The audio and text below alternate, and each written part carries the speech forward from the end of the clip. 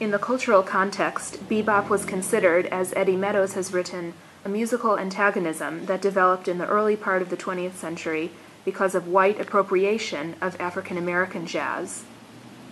As one of the several phenomena that led to the development of bebop, Scott DeVoe comments on the birth of bebop along these lines, pointing out that personal relations between blacks and whites were more collegial in the jazz community than perhaps in any other professional sphere of time, but, and I quote, "If bebop cannot be easily tied to a conscious expression of a separatist sentiment, it was nevertheless rooted deeply in the uncomfortable realities of race in America." For jazz musicians, the situation was particularly poignant, for music was manifestly capable of transcending racial barriers. Yet there was no escaping the fact that black musicians lived and worked in a separate and unequal world, facing obstacles that set them apart from their white counterparts.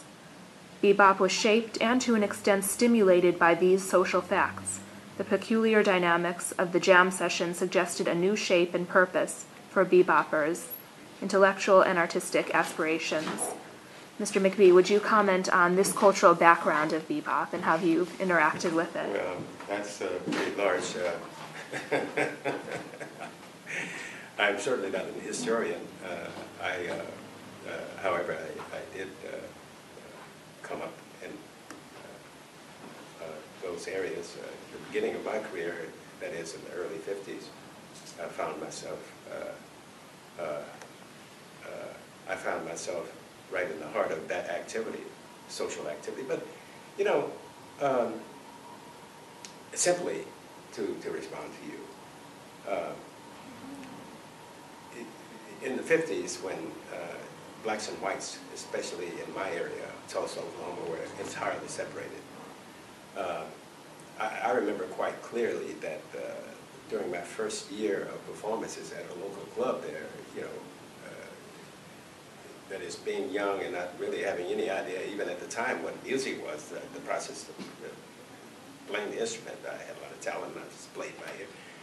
It was amazing to me to discover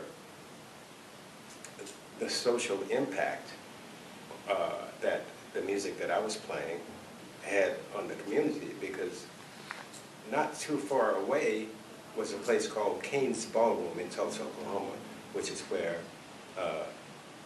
most of the most famous bluegrass, the cowboy and western folks played, and usually the top acts were there almost every weekend. These guys, however, there had not been permitted by the laws of the land that folks could make contact.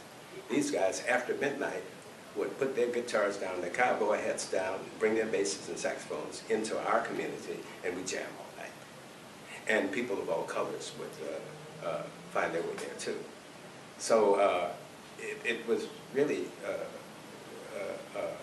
revealing and eye-opening to me that this music was so powerful and so wonderful that people of all cultures would want to make some contact with it. And as a matter of fact, I remember quite clearly, I don't know his name, but if you want to put it in these terms, a white guy. I mean, I had just finished playing a set, and I knew nothing about rhythm changes. All right, a white guy pulled me aside. He said, "Here, son, this is the way you play rhythm changes." And it was in the key. It said 1, 6, 2, 5. This is the way you do it. And because I was just playing, right? So the cultural exchange there has impacted me to this day. And so insofar as the music itself being that attractive, it had a lot to do with the swing of it.